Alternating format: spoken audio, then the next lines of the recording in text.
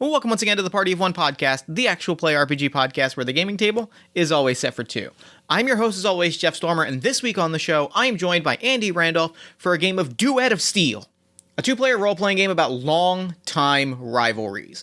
It is a story about rivals who engage each other in charged exchanges, butting heads over an extended period of time, throughout their life, throughout generations, throughout the various fronts of a war. These two rivals continue to cross paths, continue to stare each other down, each time butting heads, building their rivalry until finally it comes to a head, and only one person is left triumphant.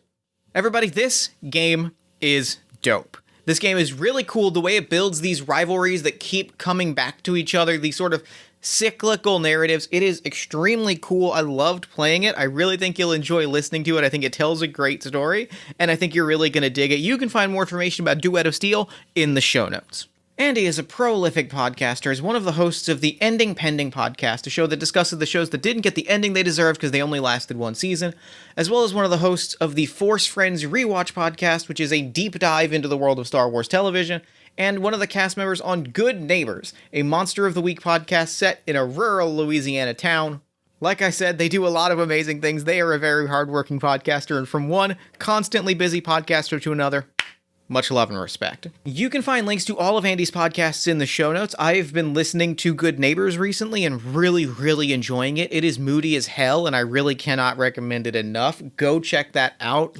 It captures that slow southern horror vibe really well. I really enjoy it. You can find more information about all the things Andy is working on in the show notes. Now, real quick, before we dive in, I have a quick request of any past Party of One guests or game designers whose work has been featured on the show that might be listening to this audio. And Saturday, October 24th. Monday, October 26th is Party of One's 5-year anniversary. We're doing a very special episode. I'm keeping the details pretty close to chest at the moment, but I need something from you to make that episode really special. If you were a former guest of the show, if you are a game designer whose work has been featured on the show, what I need from you is a 30 to 60 second audio clip emailed to partyofonepodcast@gmail.com with the subject line PO1 anniversary. That is just your favorite memory of hearing your game on the show, of being a guest on the show. I want to collect as many memories from as many people that the show has reached as possible. It would make me really happy if you could send out in an audio clip. I'm going to use them in the episode. It's going to be a really cool, interesting, weird thing. That's all I'm going to say for now. Shoot me that audio clip to partyofonepodcast@gmail.com, PO1 anniversary in the subject line. That way I can collect them all and download them in one fell swoop. I really appreciate it. Thank you so much for taking part in that. We're going to make this anniversary episode really special. And with that, let's throw it over to me in the past so he can get started with the show. Take it past me. Thanks, future me. This week, I am sitting down with Andy Randolph. Andy, thank you so much for coming on Party of One. Thank you for having me. So, real quick, at the top of the show, before we dive in, before we go for each other's throats, why don't you take a minute and let the lovely listeners at home know about all the good stuff you've got going on that you might want them to know about? Sure. My name's Andy. I'm a podcaster. I'm the host of Ending Pending and Force Friends Rewatch. And by the time this comes out, I may also be a player on Good Neighbors, which is a Monster of the Week podcast. Excellent. Well, tell me about those shows. Don't just say what they are. I want to know about them. Man. Ending Pending is a podcast where we discuss television shows that only lasted for a single season. We deep dive them and we try and CSI, find out what worked, what didn't work, and why it got canceled. Force Friends Rewatch is a podcast where we talk about Star Wars TV shows. Like everything I do, it's very queer and we talk about the good and the bad with the Star Wars fandom. Excellent. And then Good Neighbors is a very spooky, set in Louisiana, Monster of the Week campaign. I play a very queer warlock bartender who is just trying to get more power and get one over on this person they have aligned themselves with, or this entity they've aligned themselves with. Fuck, those all sound really good is the thing. Those are some good pitches. I'm really excited for Good Neighbors to come out. We haven't dropped our first episode as of recording this, but by the time this is live, it might be out there somewhere. So that's we'll talk after. We'll talk off mic, but we'll make sure that happens so that people can go check it out because I want people to listen to that. Yeah. For now, though, let's dive in and play a game, shall we? Absolutely. So we are playing a Duet of Steel, which is a two-player game about long-time rivalries. The premise is that throughout our life, throughout generations, throughout the ages of a fronts of a war, we have each had one great rival, and it is the other player sitting down with us today. We have clashed again and again, with one of us walking away as the victor, but carrying with them the scars of the war. We are going to engage each other in charged exchanges over an extended period of time. We've done a little bit of world building and a little bit of background before we before we got on mic. So we're going to run through our characters. We'll kind of give an overview of the setting, and then we'll introduce our characters, and then we will start to brawl, start to duel. Let's do it. So we are, I guess this was a question that I meant to ask you off mic, but I'm glad I didn't, because I want to ask you this question on mic. So we are doing a pirate setting. We are two captains of rival vessels, each chasing after each other with whether through sword fight or ship battle. My question to you, and I'm good with either answer. I'm trying to think of is this Master and Commander, or is this Pirates of the Caribbean? Like, what's the level of heavy realism at play versus what I will lovingly describe as magical bullshit? I'm definitely here for swashbuckling. I'm also here for the, like, dripping with queer subtext that is Master and Commander. Like, I only just saw that movie recently. It's probably the gayest movie I've ever seen in my life. You know, I actually have not seen it, but you've convinced me to seek it out. It's very good. I don't think that's at all what the director intended. But that's not the vibe I got from the trailer, but like now that you're saying it, I'm seeing it in my mind's eye, and I'm gonna seek this out. I've seen a lot of gay shit, and I kept looking at my fiance Evan, and I was like, "No wonder you love this movie. Like, this is so homoerotic." And he was like, "I know." So I love realism when it comes to stuff, but I also just love, like, silly swashbuckler fun. So I think maybe a middle ground, but maybe leaning more towards the fun side of things. I think so. I want to throw out the detail that I think there is, like, because I love, the only way to describe it is I love pirate magic. I don't really have a good picture of what that means, but I just love the idea. Basically, what I love is the idea that we might be in a sword fight and like a kraken might appear. I think that's the best way to describe what I'm trying to go for. I played in a LARP where I was a pirate captain with a full crew for 3 years, and I now run a LARP, and I got to write all of the pirate lore for that LARP, and it's full of black magic and pirate bullshit and krakens, and it's my jam. Like, that's my jam, and that's what I want to deals with unseen entities and stuff. Yeah, so that's my jam. So I want to throw out. I might not come up, but I want to at least throw out that it's out there in the world. Yeah, there's some dark shadow god called the Bone Thief that we pray to or something. Oh, that's dope. I mean, yeah, that's canon. Yeah. Like, there's absolutely the Bone Thief is out there. So let's go ahead and introduce our characters and our background. Would you like to go first, or should I? I'll go first. All right. So my character's name is Marsden the Rake Greyhall. And good name. They were briefly in military school. I don't know if that's where our first duel is going to be. I think so. I like that. But they have since leaving our captain of the ship, the Albatross, which is a reference to an old character I played, who still means a lot to me. Just checking, are pronouns they, there? Yes, my pronouns are they, them, and any character I play is they, them. Perfect. Good to know.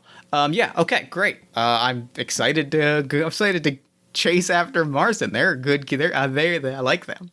I am playing Captain Bilford Euclid. Captain of the. It's a good name, right? Bilford is the captain of the Sunken Juggernaut. It originally had a different name that is lost to the ages. We'll probably, as we explore like the time scale of our doomed rivalry, we'll probably learn what that other name is, but I don't have it right now, so I'm leaving it as just the Sunken Juggernaut. Bilford, at the time, I like our first battle being like the moment that we established off mic that like Marsden was. We were both in military school together, and Marsden went off to become a pirate, and Bilford eventually like chased after them until they like until Bilford basically like was kicked out of the military. I sullied your reputation. Yes, you ruined my life, and I'm going to destroy you and everything you stand for as a result. So I would love to play out the first time that we crossed each other, like the moment that we realized like, oh, I might this person and I might be tied together in history. And I actually have a proposal. Okay. I would love to propose just a trope that I like, and I think I like it because it was weirdly prevalent in 1990s comedies, which is war games, like pirate or like ship war games. So like capture the flag. Yeah, or like a mock battle where it's like capture the flag is perfect, where it's like they're on the water and it's like I don't know why it isn't like 7 different like 1990s slapstick comedy movies, but there's always like we're going up to war games and it's like a capture the flag situation where the two sides are like, and one of them is always like going too hard and the other one's a slapstick band of rebels. It's constant. I don't know why it's so prevalent. I went to church camp. I love me a good war game. We were always playing Manhunt and Capture the Flag. So I would love to propose that we are on boats that are not ultimately our pirate ships yet, but like that is the first place that we met, was like on opposite ends of this like student training thing, and we just both like go too hard against each other. That works for me. All right. So that is the let me double check. So that is our first setting. Our first conflict is on the water in a training exercise. We have both been declared captains of our respective like training vessels. And now what we are going to do, let me go through. So what we are going to do first, like we've set the setting, and now we're going to choose our stakes. So what we're going to do now is we are going to flip 2 cards. I have a virtual deck of cards in front of us, so I'm going to flip that. The first card I'm going to flip, the Ace of Spades. Good first card to draw. And now I do one, right? Yes. So our stakes here, that feels right. The stakes here are a petty matter of pride or position. That feels right if it's literally just like a student squabble. Yeah. And so now you flip a card and tell me the suit of that card that will give us our reward. Diamonds. Diamonds is a point to victory or a point to reconciliation. So that will tell us what is at stake for. That'll tell us what mechanical thing we get.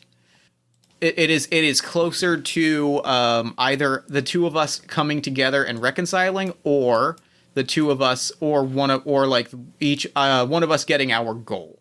Cool. Put that there. Going forward, I just realized we're supposed to draw 1 card to get both things, but we'll stick with the 2 cards for now. Sometimes we get rules wrong. That's part of podcasting. All right, so we have our stakes, we have our spoils, and now it is time to start our battle. So we are each going to draw 5 cards. So you're just going to click and drag cards off of that deck, put them right at the bottom of the screen. We each have also one special move, which we do not know what the other player chose as our special move, but it is a special ability that we can activate during fighting and then recover during scenes of passing time. So what's going to happen now? We have our decks of cards, we have our special moves, we have our stakes, we have our spoils. Now it is time to do battle. We're each going to flip a card from the top of the deck. I have flipped the ace of spades, or the ace of clubs. And I flipped the ace of diamonds. All right, we each draw again, because one of us has to draw a higher card. So I drew the six of hearts. And I drew the three of spades. All right, so I will be going first. I will be making my first move. So how this works is the attacker plays a card face down, describes their attack, what they say, how they strike, and what they're aiming for. I will play... Okay, I'm playing a face down card. I think what I am doing here is I have gone on the offensive. I think I have brought every like mock vessel on my side. Like I am ordering them around, and like we open with me basically like staring down your side of our capture the flag game in like a blockade formation, and I'm doing really the only way I can describe it is the Captain Kirk, where I'm like leaning on one side of a chair, and I'm like, make your move. But like there are boats like I'm like, we have I'm like, we have them surrounded. Whatever move they make was checkmate. We just need to wait for them to make it. So now you're going to choose to do one of the following things. You can block, which is you play a card face down and describe how you attempt to block, evade, or nullify. You can endure, which you do not play a card, but describe how you weather the storm and have one of your reprisals eliminated. Reprisals are punishments that we can put to the other player, mechanical setbacks that we can inflict on them, which represent getting hurt in battle. You can also concede, which you yield to the attacker and forfeit the duel. The attacker wins the stakes and spoils, but may suffer a reprisal from the defender. So would you like to block, endure, or concede? I think I'm going to endure. I'm gonna move forward into your trap kind of confidently. All right. Well, I have played the Queen of Clubs. I think endure was a good call there, because I was very likely going to win here. So I am going to eliminate one of your reprisals of clubs. I am going to say, so I can choose to either make it so that you may not attack first in our next duel, or I can force you to show me, or I can eliminate your move that says the rival must show 2 cards in their hand at the start of the next duel. So I'm going to say, I am going to eliminate your reprisal that says your rival must show you 2 cards in their hand at the start of the next duel. I do not want to have to show you any cards. Makes sense. So you confidently sail into our trap. What does that look like? I think, my ship, and I guess I have maybe 2 other ships with me, just move straight ahead. I think I'm on the deck of my ship, eating an apple, and I'm ready for you to declare the first catch of the day. Okay. It's real good. So then I am going to... I'm going to make another attack. I think I hold back a bit. I kind of lean back in my chair just a bit, and I'm like, what are they doing? Like, what is their game? What is the plan here? Like they have to know that they're outgunned. They have to know that they're surrounded. To just sail headlong into a firing squad is absurd. So I think I kind of like, I think ships start to move to load cannons, and I have to like have someone wave a flag that says like hold, and I'm like throwing up my hand to my crew, and they're waving the flags to the other ships that surround you, and I'm just kind of like, hold, let them make their move. What are our firearms for this? Because this is school, so we're not shooting each other. I think they are. Are they launching like dodgeballs? Yeah, I like that, or like pumpkins, or like whatever the pirate fantasy equivalent of like a paintball would be. Sure. Tomatoes or something. Tomatoes, yeah. Stuff where you can visibly like stain the other ship to indicate a hit, but like it's not blowing each other up. I'm gonna try and block. Okay. So to block, what you're going to do is you're going to play a card face down.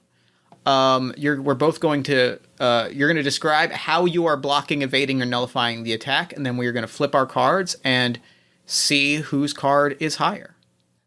I think there is a local fisherman who I have flirted with quite a lot. He likes my uniform, and I have kind of called in a favor from him, and he's gotten a bunch of his buddies on their small fishing ships to run interference here. And they're kind of getting in the way, and like this designated space is for the military academy to do their training drills, and they've just kind of shown up and are asking for directions and distracting your crew and just making a nuisance. I love that so much. That's really, really good. All right, so now we're going to flip. Excellent. I have flipped the 7 of spades. And I have flipped the 8 of spades. So you win. Which means the defender wins, which means your reprisal is not eliminated. Ooh. Oh, actually, I think you were supposed to attack that round and I was supposed to block. All right. Oh, well. So then, in fact, why don't you describe to me how you hurt me and knock one of my reprisals off of your list? You can either eliminate my reduce your rival's hand size by 1, or my permanently reduce your rival's maximum hand size by 1. Oh, snap. We'll reduce your hand size by 1. I think that first one. All right. So at the end of whoever wins this duel, I cannot force you to reduce your current hand size by 1 until the end of our next duel. So these get put aside. The only thing I have to figure out is if we draw new cards. If we draw back up to 5. I don't think we do. I feel like the duel ends when we're out of cards. I think so. Like that just feels like it makes sense. That feels like it makes the most sense. So let's go with that. Okay, then yeah. Then it is now. So why don't you take the next attack since I just attacked on the last 2? Why don't you describe what your next move is? I think while I have this like jerry-rigged fleet of fishing vessels getting in the way, I think maybe I put some of my crews hidden on them, and they're now going to spring forward and try and board. That's real good.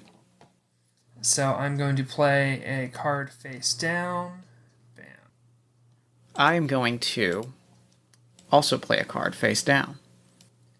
So what I am doing is chaos. Like it is, we are grabbing our paint our guns full of paint and like scrambling to like take pot shots at fishing vessels because like we are flailing and kicking and screaming and like looking like really I'd say like there's a moment where it looks like we're just getting clowned on, but then I think we kind of get a close up on Marsden, like your eyes your eyes narrow a little bit and you start to realize that like it looks a little bit too sloppy, right? Like these are there's a little bit of performance here. There's a little bit of almost like performative clumsiness at play. All right. Do I reveal? Yes, indeed. I am choosing to block. You have won. You played the 6 of clubs, and I have played the 4 of spades. I'm surprised that such a low card was revealed so soon. I feel like you're playing me. Yeah. So I think I am a little like there's a certain performative flustering happening, right? Mm-hmm. And I think I'm gonna play a card face down. I think that I pull up my ship close, and I kind of like wave you in to be like invite you on to basically kind of invite you to a face-to-face confrontation. as chaos is happening all around us?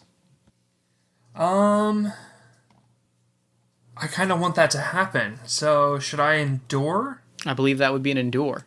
Yeah, I'm not going to try and block that. I will All right. gladly meet you on your ship. All right. I have played the 5 of clubs. And I think what that looks like is, like I pull up, we throw the ropes, and, you arrive on the ship, and it is suddenly empty. There is suddenly, no one around, and it is eerily quiet. I am sitting at the helm of the ship, and, you kind of climb aboard and have to, walk a good way up the ship and up the stairs to meet me at my chair, and I'm just waiting. And I'm waiting for you to make your move. I am going to reach into my jacket and pull out a parcel. It's a package of brown paper, and it's tied with string. And I'm going to put that on your desk and delivery, Captain. I would hope it's your resignation. And with that, I think the parcel falls open, and it is a bunch of fish heads. I love it. I love that a lot. I am going to endure this, and the reason that I'm going to endure this is because I am playing my last card not as an attack, but as my special. So I'm going to endure this, which means, I have to knock off one of your reprisal. No, you knock off one of my reprisals. You have to knock off 2 of my reprisals. Okay. First off, knock off one of my. You played a you played a spade, so we'll knock off the other. So I cannot deal you either of the reprisals that are tied to the spade suit, and you have played the hearts. So can I make it so that would you like to be able to recover reprisals before your next duels? Or would you like one of your rival's reprisals may never be recovered once it is used? What do you not want me to be able to do to you? Ooh. The second one you said was if you play a reprisal, you can't play it again. Yeah. I like that one. Okay. So you want to wipe out the other one? No. I want to make sure that. Oh, you want to keep your suite of reprisals. Got it. Okay, yeah. So then that one is knocked off, and So now, so you've given me the fish heads. It honestly, I think I'm gonna play a card face down because I think in this moment, your crew is cheering from the fishing vessels. It is this grand victorious moment, and I am unmoving, and I am sitting quietly, and I give you the, and I think at that moment you hear a door open, and several high-ranking teachers and drill leaders from the academy all come out, and because I am playing a face card. Ooh. Because I am activating my special. Which is all according to plan. When you win a duel... Oh, wait, I didn't win a duel. Dang it. This doesn't work. This can still be an attack for you, though, could it not? This could be a block for me, though. Which would mean I would win, but I wouldn't be able to play it. I'm going to go with that, if that's all right. Sure. Yeah, I think how I win this is... I have invited several high-ranking academy members, or several high-ranking trainers and teachers in the academy, to basically expose you, to publicly humiliate you, and be like, look, like you went out and contracted like mercenaries for a training exercise. Like, what was your game plan here? Like, what would have happened if an actual fight had broken out? Are they even trained to not kill? Like, what is happening? What were you thinking? And like, I think this is when we cut back to you like talking to fishing boats, and one of them like runs off and hands me a letter. Where, like, I did this, and it was entirely just, like, because the truth is you are way better at this than I am. I think I'm going to play my special. Oh, no, what? My special is Feint, and when you are losing and have played a non-face card, you may play another face card of the same suit. And so I'm not quite sure how the math works, but... You definitely win. Oh, my God.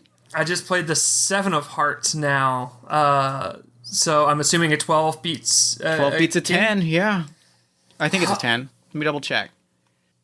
I think so. It doesn't specify they don't, and that's traditionally how it works, so that's how I'm going to go with it. I think I'm, like, fucking one of the teachers or something. Yep, for sure. Like, kids don't fuck a teacher. But, yeah, I think my saucy pirate student is, working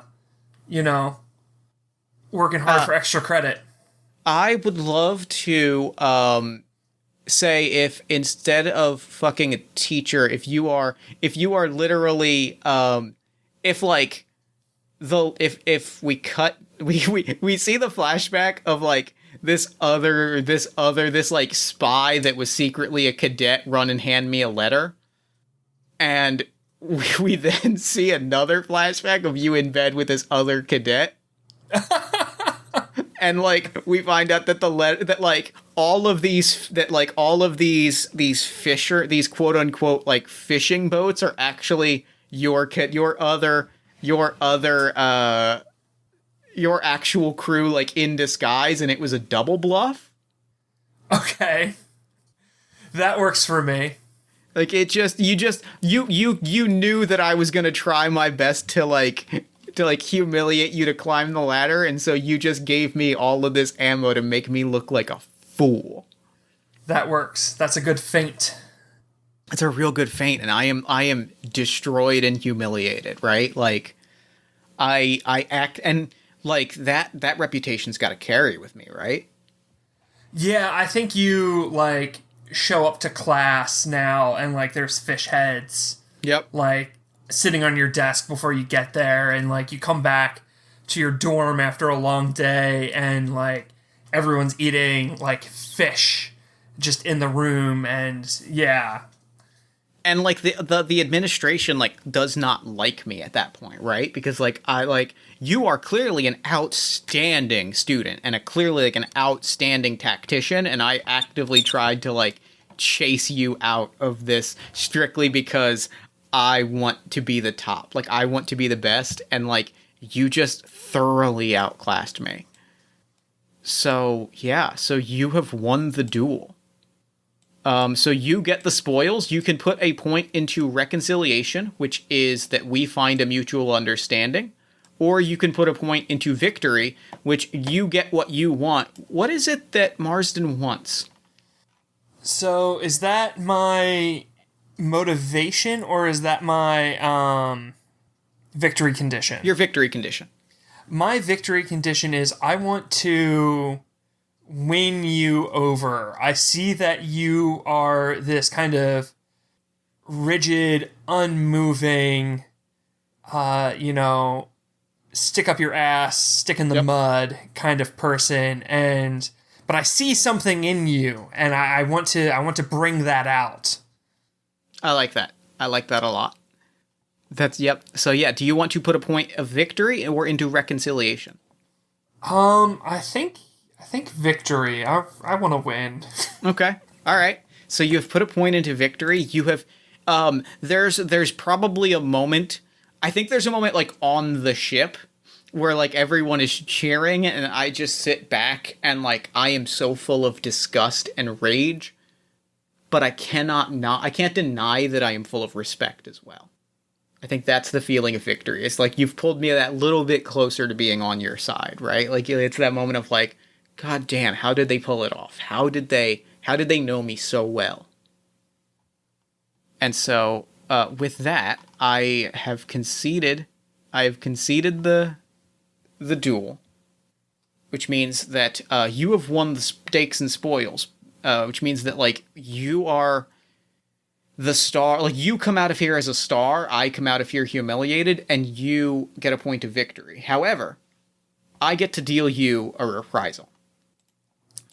Dun, dun, dun. We have established that I cannot force you I cannot force you to not recover any reprisals before the end of the next duel.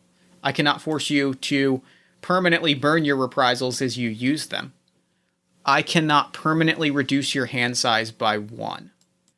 And we had 3, right? Yeah, you won 3 rounds, right? 3 or 4? 4. And then the other one was also spades. So I can also not reduce your hand size by 1 until the end of our next duel. I'm going to hit you pretty hard. Let me just confirm that I can just do any of these reprisals. Okay, then actually I can't hit you with a reprisal because I don't have any cards left in my hand. So you get out this time. You snuck out this time. So now I see that there's a benefit to not playing all of your cards. There's a lot of tactical depth in this game that I'm realizing that I'm really digging. I wasn't prepared for how much this would feel like poker. I was not either. I'm loving this. There's real strategy to like taking hits. Yeah. So that you hold cards back and like playing low cards or high card. Like, yeah, there's a lot going on. Yeah. Okay. So, with that, we have our first passing time scene. So, when we're not trying to destroy each other, we have lives to lead. Passing time is where we see peaceful moments for the duelists, recovering from their wounds, gathering resources, and positioning themselves for the inevitable duel. So there are 4 things that you can do. You can sabotage your opponent, which will force them to discard up to 2 cards. So we're going to draw back up to 5. First things first.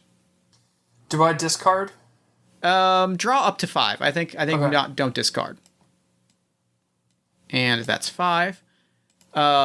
Because one of the options is that you can draw and discard. So you can draw and discard cards. You can recover your special. You can recover your reprisals. And you can sabotage your opponent. So the reprisals that were knocked off are not recovered unless you recover your reprisals. Which I think I am going to do, because I suffered a lot in that fight. And so I'm going to show a vignette of Bilford licking his literal or metaphorical wounds and recover any reprisals that have not been permanently eliminated. I think I wash out. I think originally we had said that Bilford gets kicked out. I think I wash out. I think I'm never able to fully like recover from like such a high profile thing, and it just like it affects my work because I'm just like I'm simmering in hatred, and I'm like but I wash out partially because like I am studying. I'm not paying any attention to my studies because I'm paying attention to your strategy. I want to understand everything that you did because I want to understand how to beat it next time. So like I am recovering more so by like I think that there's a period where I'm just like not studying because I'm reliving that moment again and again and again, and I'm like, how did they know that I was going to tap that particular spy? How did they know that was going to happen? And like I have sharpened my blade aimed at your throat. So I'm going to recover my reprisals.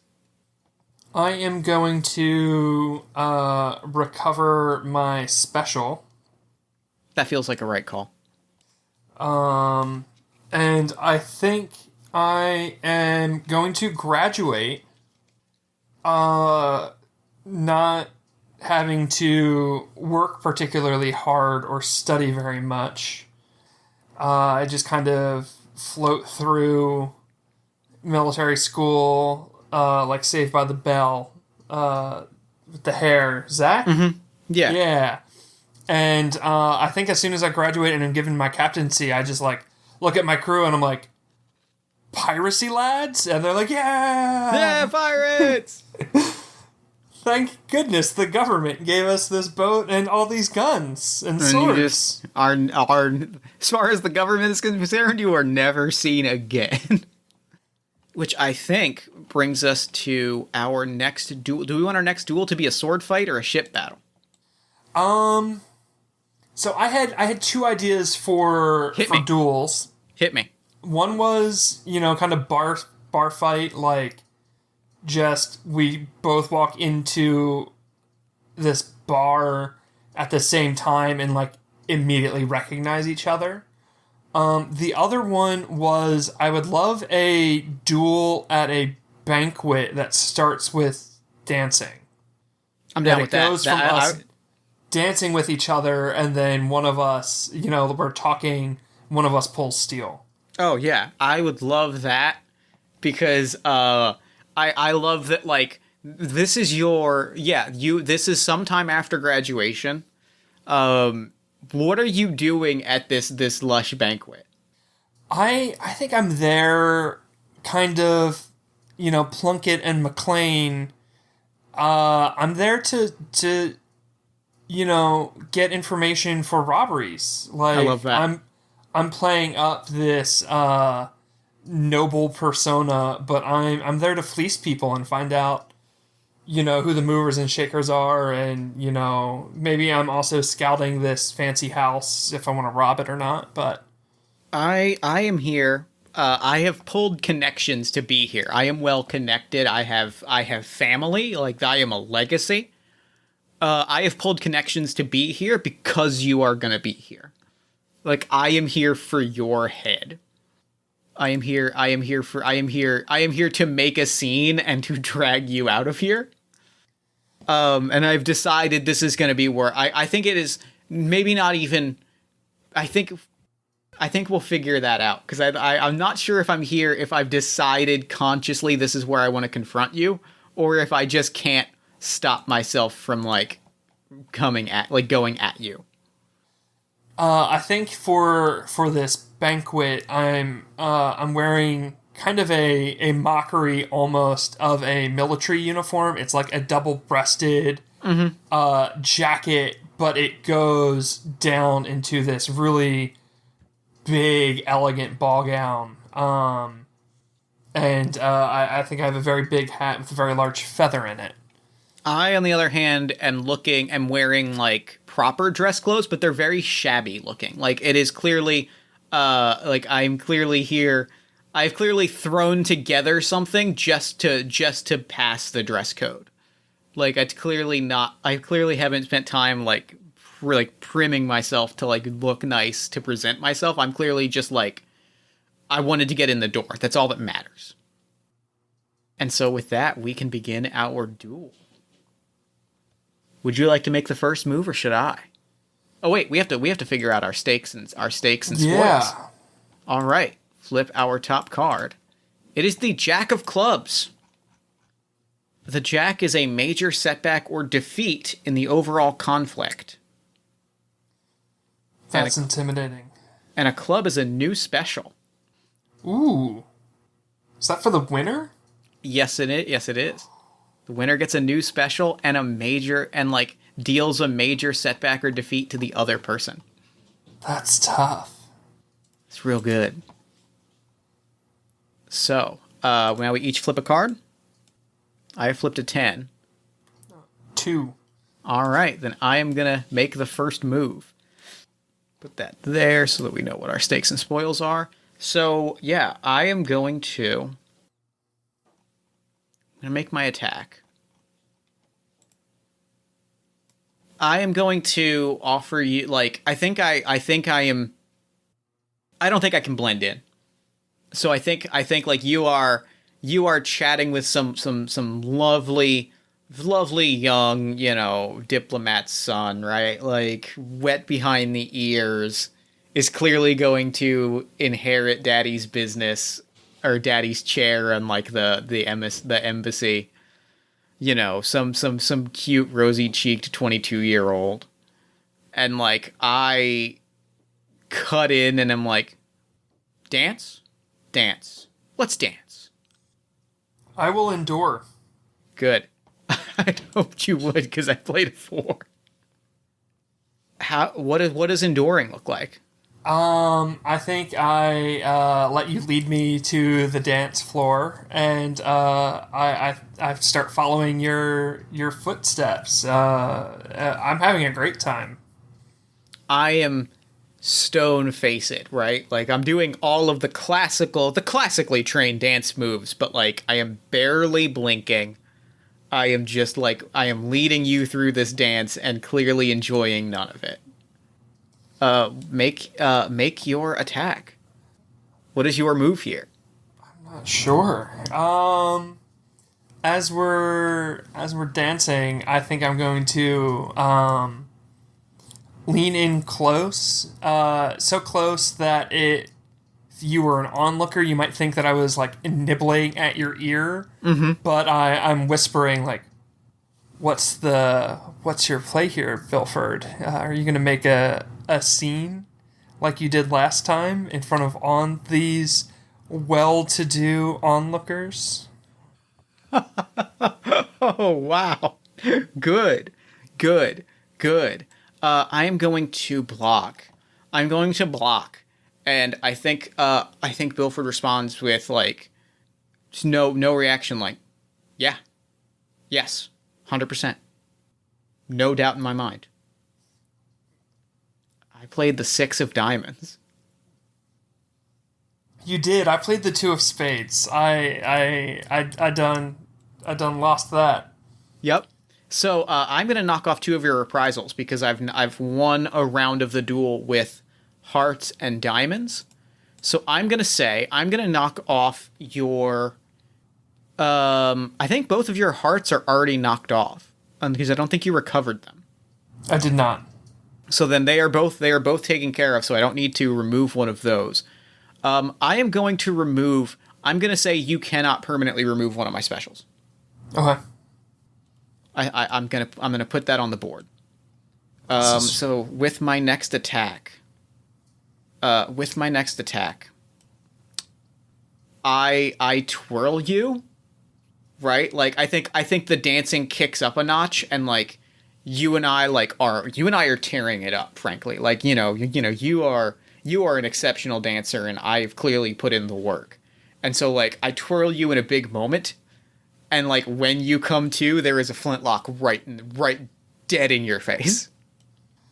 I'm gonna block that, and I think my plan for blocking it is going to be I throw my hat at you. I love it. It's good. It's a good block. Ooh, and we tied. Oh no! What happens on a tie? So we both played 9s. 9 of hearts and 9 of diamonds were played.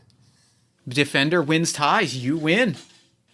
So I think maybe the shot goes off, but it just goes wide. Yep, that's exactly what happens. So yeah, and so I throw the gun aside and I grab your hat and I jam it on. Like I put on the hat and I'm like, I should be wearing this hat. I should be the captain, but no. And so that's when I go for my sword. Knock off one of my reprisals. Take out one of your rival's reprisals can never be recovered, or your rival may not recover any reprisals before the next duel. I think I'm going to make it so that you can't recover reprisals for the next duel. Okay. So, it is now my your go. move. Yep. I'm going to reach into my my dress and pull out a sword as well that was hidden back there. And I think we're just gonna cross blades. Yeah, I think that's absolutely what happens. I have played the Six of Spades. I've played the Queen of Hearts. Very good. Very good. Describe how you outclass me with the blade.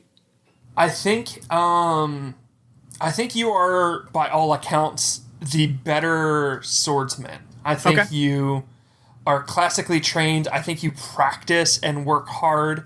I think Marsden is a bit of a slacker, but they're clever. Mm-hmm. And so I think as this rather unorthodox sword fight is happening, I'm pulling tricks to get the better of you. So, as you swing high, I duck and come up with a waiter's tray and block your hit. And then as you swing wide, I'm grabbing champagne and throwing it at you. And by if this was a fair fight, you would be winning. But Yeah. this is not. I love it. I love it. So I can also, because you've knocked out my other Hearts-themed reprisal, I can also not permanently remove one of your reprisals when you use it. Dang. Okay. So then I think what happens, I think now is I'm gonna go for a trope that I love. I'm gonna make an attack, and I think you are besting me with trick after trick after trick, and there's a period where, like, I am honestly, like, against a wall. Like, you've honestly got me almost beat. And I think, which is when the mechanical, like, rod in my sleeve slides down, and the second pistol slides into my hand. Oh, heck yeah. I love the good wrist-mounted pistol thing. It's my favorite. I will go for a block. All right. And I think as you're up against this wall and you're pulling out a pistol from your sleeve, as our sword hands are both locked, I'm going to reach into your coat and pull out your dagger and come down at you with your own dagger. That's really good. Dang it. It's really, really good. All right. Dang it. Dang it. Dang it. I played the Five of Spades. I think... Oh, and I played the Eight of Diamonds. I think I'm going to stab you with this dagger. I'm stabbing you in the shoulder with it.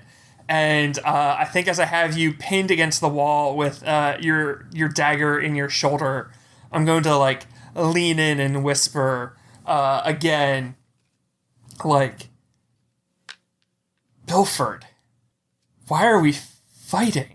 Like, the apple of temptation is so sweet. If only you would take a bite. And I'm going to twist the dagger as I say bite. I hate you with every fiber of my being. And yeah, like, I am hurt badly here, both in pride and in body, because I've had a knife stabbed into me and twisted. So I have lost the duel, which means I can deal you another reprisal, but you have seriously defeated me. What is that defeat? I think your defeat here is going to be you lose status. So I think when you washed out of school, you went home and you were able to rely on your family name and your family fortune. And I think as I get away with the goods here and, kind of pull off this robbery, I think you're kind of cast out of society at this point. I like that. So you're losing your name, you're losing your reputation. I really like that. I think maybe your parents kind of on the down low give you a small amount of money to start a new life for yourself, which I'm assuming you're going to invest in a pirate crew. Yes, but indeed. at this point, you are not part of society. Okay, yeah. So I have lost status. You have gained a point of victory, right? Like, those words about the apple of temptation are heavy in my mind, even as I am plotting your eventual downfall. I'm honestly wondering, like, why don't I? And, so I'm going to deal a reprisal to you. I cannot make you not recover any reprisals. I cannot make it so that you permanently lose a reprisal. And because you played a diamond, would you like to make it so that, would you like to remove my reprisal that is permanently remove one of your specials, or not recover any specials before the end of the next duel? Oh, I don't want you to remove my specials. Okay. I worked hard for those. Okay. All right. Then what I am going to do is I'm going to permanently reduce your hand size. Oh, that's so mean. I know, right? Yeah. Yeah, I'm permanently reducing your hand size by 1. I love that the suits matter. I love that, like, not just, like, do I want to play this number, but, like, do I want to play this number in this suit to make it so that I don't permanently lose a card? Like, that's clever. That is, like, the level of, like, considerations here is genuinely, like, getting me real excited. The level of, like, oh, I played that card at the wrong time, so now I can't do this thing is, like, it's good. It's good. It's making me excited. Yeah, there's many layers here. Yep. So let's go through one last passing time scene and one last battle, and then we'll wrap. And I think maybe we'll even leave it open-ended of, like, maybe we don't decide who the victor is, or maybe we do. We'll talk about that after our passing time scenes. Do I get a new special?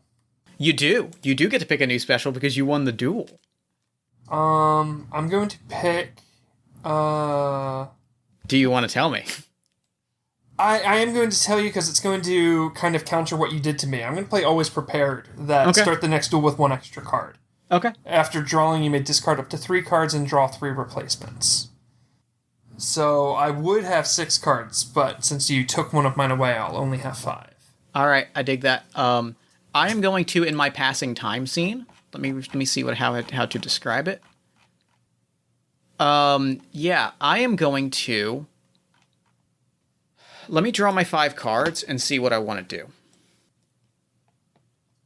I am going to draw and discard, so I am going to practice... I'm gonna show my scene of Bilford practicing strategy. I think it is Bilford starts a career as, like, a relentless sea dog, right? Like a relentless pirate hunter, right? Like, no... Like, just, like, you know... just fire and brimstone, right? Like, you know, specializing in, like, bringing down as much of a hammer as he can, knowing that he's going to come up against Marsden at some point. So I think I'm going to draw and discard 2 cards. Okay. Feeling good about that. How would you like to pass time? What are my options for passing time? You can recover your reprisals. You can recover your specials. You can draw and discard any number of cards, or you can sabotage your opponent and make them discard up to 2 cards. I think I already get to discard and redraw up to 3 from my new special, which I'm using. Yes. So I think I'll recover my reprisals. Okay. I'm going to discard 2 cards and draw 2 more. All right. Okay. So the scene of our final battle. We talked about this off mic. The scene is, I track you down, right? Like, this is the final battle. Our ships are on fire. We have been opening cannons. There is no subtlety here. There is no diplomacy unfolding. I have boarded your ship to give us that good callback to you boarding my ship earlier. I've boarded your ship sword in hand. And, like, I am declaring, whether or not I will be right, I am declaring that one of us is dying in the ocean today. I am enthusiastically here for it. I don't hate you, but I am so jazzed. Marsden the Rake Greyhall is if nothing else, a bitch for the dramatic. And it's just like, I think I'm like clapping for you as you come on deck. I like that. I am going to throw, so we'll pull the card. We've pulled 5. The 5 of diamonds. me see what hour. The 5 is... So a 5 is status or renown amongst peers. I'm thinking, I'd like to... I have a detail to throw out. I have a pitch. There have to be, like, huge bounties on both of our heads, right? Oh, I would say so, yeah. So yeah, like this is a whoever wins this, whether or not we sink the other ship, whoever wins this has struck a major blow against one of the most fearsome pirates on the Seven Seas. Yeah, for sure. There's gonna be books written about this. Yeah, this is one of those pirate battles. And so with that, and then our mechanical thing that we win is because it is a diamond. Because it is a diamond, it's a point to victory or a point to reconciliation. You currently have 1 point of victory. You did not earn a point of victory in the last battle. So you're at 1, I'm at 0. So I can tie this or I can thoroughly lose. That's what's on the line here. So with that, let's both draw a card. Oh, I've drawn a king. Should we have not played these face down? Which ones? What the card you just drew? Oh, that was for figuring out who attacks first. Oh, okay. That was off the top of the deck, yeah. You're good. All right. So you have played the 7 of clubs, so I'm going to make the first attack. That feels right. That feels like the right thing. I think outfit, by the way, before you attack me. I'm wearing, like, tight leather pants, heels, which are maybe a little impractical, but they look killer.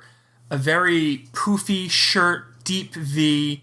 Marsden is flat-chested, but you can still see that they're wearing, like, a very expensive-looking, like, bra and big hat, many guns and swords everywhere. I love it. I am wearing... It's really kind of the same thing that I've always been wearing. I think, like, to clash, like, your very style-centric thing, it's just one outfit that is now, like, burned and there's a sleeve missing. It is just, like, we have watched this over the movie get more and more tattered, and it's one of those things where, like, you can tell when you can tell what a cosplayer's favorite scene is by, like, what the status of the outfit is. Yeah, I think as the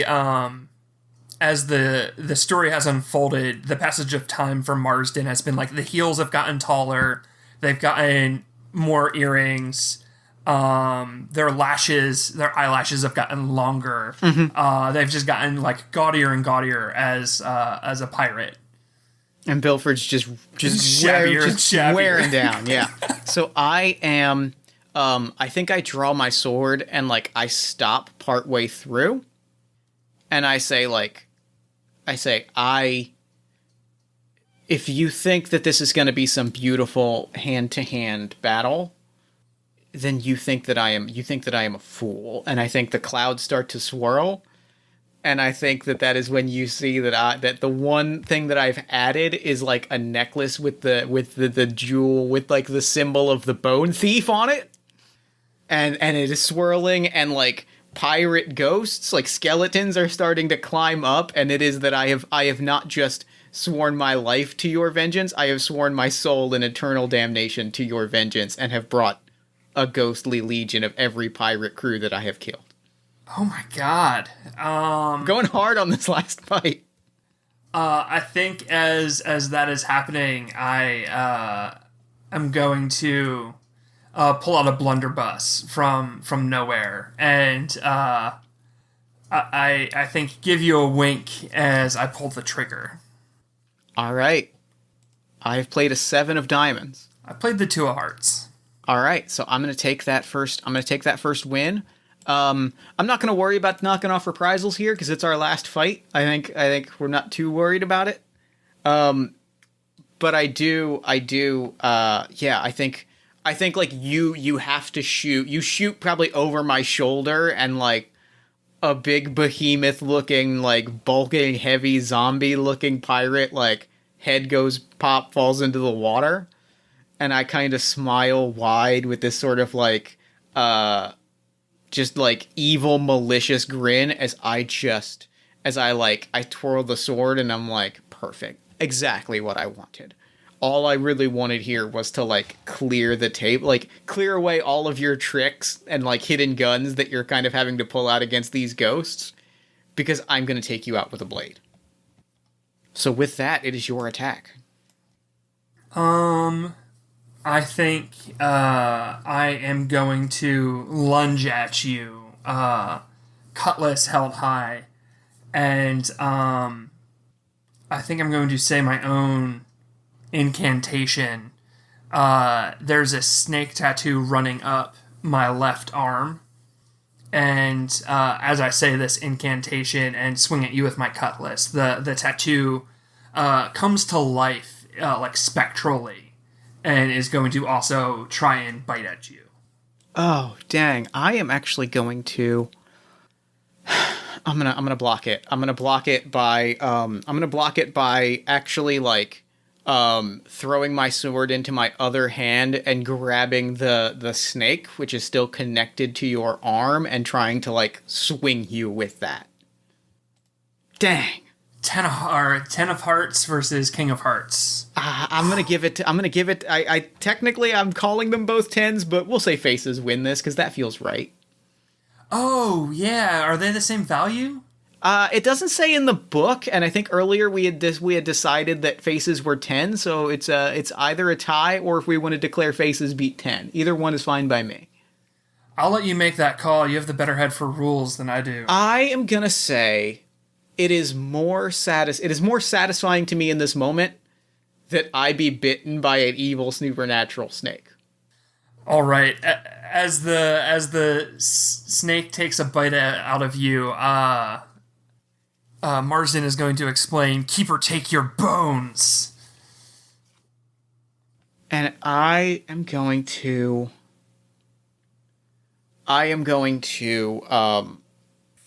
let me, hold on. I gotta take a look at one thing. I need to decide what my next move is. There's a lot of legitimate strategy going on here that I need to be ready for. Okay, yeah. Then I am going to, I think I take this big bite, like a chunk is missing of my arm, and I'm like, all right, you've got your tricks, I've got mine. We've both played our hands. Let's settle this how we settle it, blade to blade.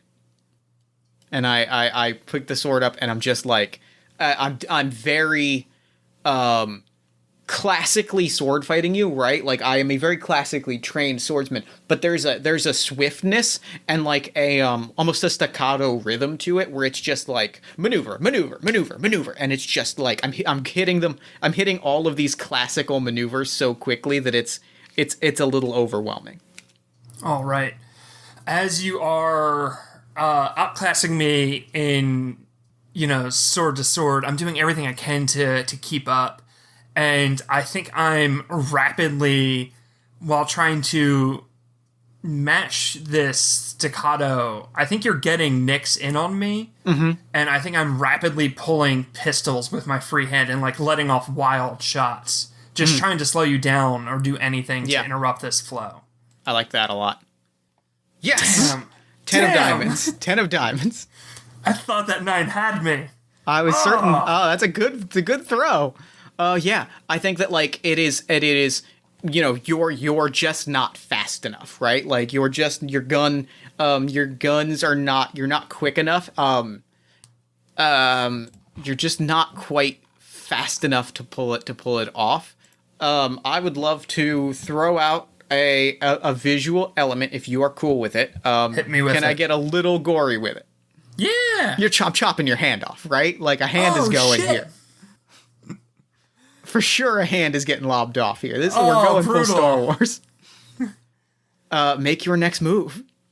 All right. As I lose a hand, I think that's going to be the first time where we see the rake, like, angry.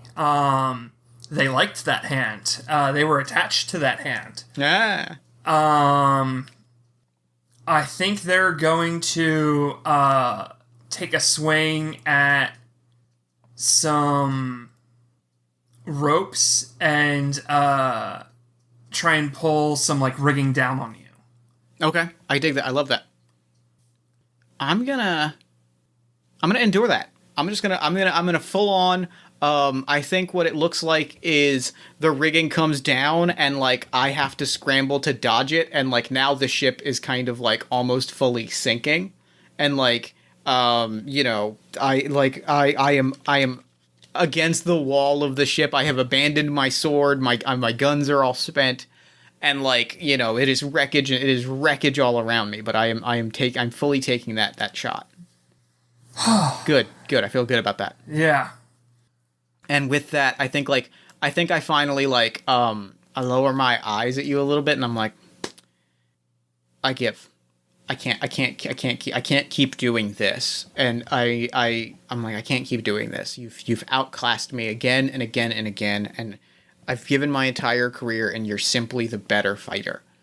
And as I'm saying this, and I finally I'm just smiling, and for the first time, you see how kind of you see I'm fully offering myself, and as you come in, that is when the knife out of the sleeve, and I'm trying to stab you right in the side. I think as you go to stab me, if I block this, or if I don't block this, do I get to play my final card? Yes, you do. Okay. So I'm going to endure this stabbing so I can play my final card. All right. And then as an attack. All right. So yeah, you stabbed in the side. The knife is just sticking there, and I am cackling. Why did you think I would ever concede after all that you've taken from me? I think as you say that, I am going to... I'm missing a hand. I've just been stabbed in the gut. I'm going to stumble backwards and go, Bilford, I've wanted to give you everything, and I'm going to pull out an engagement ring. Oh, I'm taking my card back to endure this. As I'm I think I'm crying. I think I might be dying, but and I think the ring is going to fall out of my hand as I stumble backwards. I'm going to endure this. I'm going to endure this hit.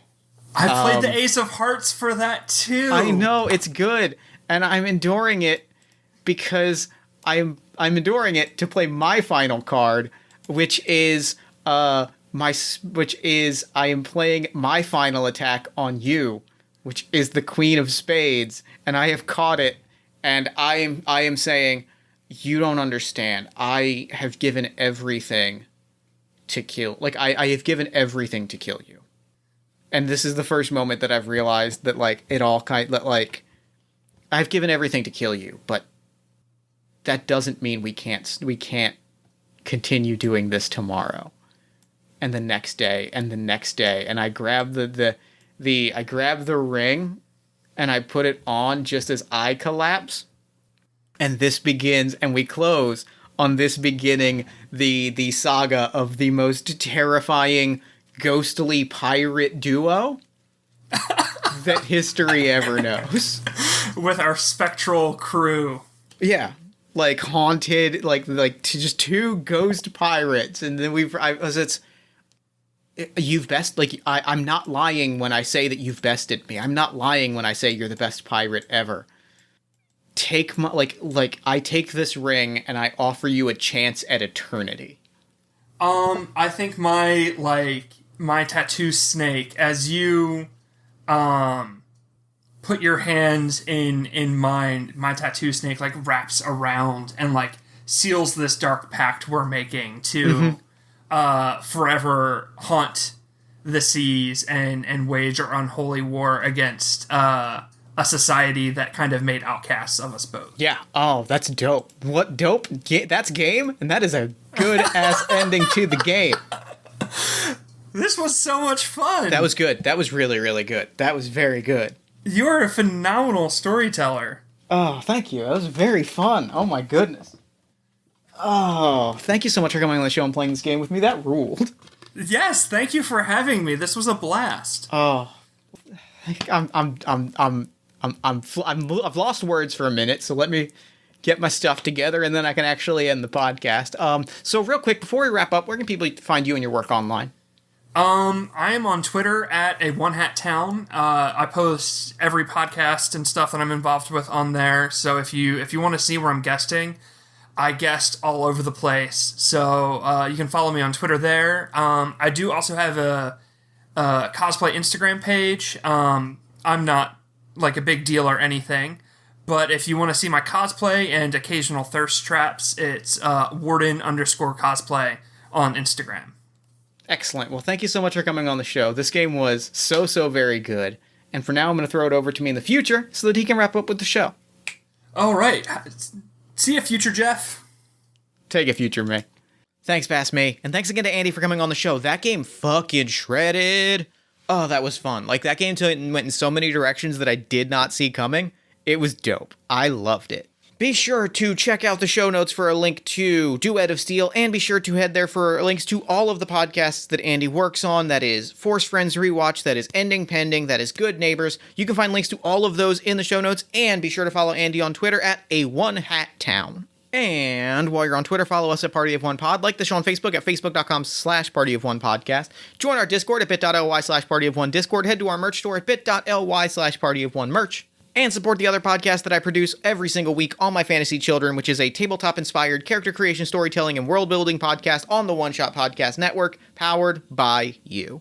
Every week, my best friend Aaron Catano and I take a listener-submitted prompt. We spin it into an original fantasy character, and we populate a shared universe one story at a time. New episodes drop every Friday-ish at oneshotpodcast.com. You can also support the show financially at patreon.com/JeffStormer or ko-fi.com/JeffStormer. Let's see, what else do we do here? Party of One is produced and edited, as always, by Jeff Stormer and Jen Frank. Music for the show comes from the song Infinite Lives by Megaran featuring the D&D Sluggers, and the Party of One logo is by Evan Rowland. If you'd like to inquire about advertising rates coming on the show as a guest or about press coverage of the show, you can email me at partyofonepodcast@gmail.com. And I think that's all we do on this show, so until next time, thank you so much for listening. Remember to fight the forces of fascism every single day. Remember that self-love and self-care are radical and defiant acts of resistance, and as always, party on, everybody.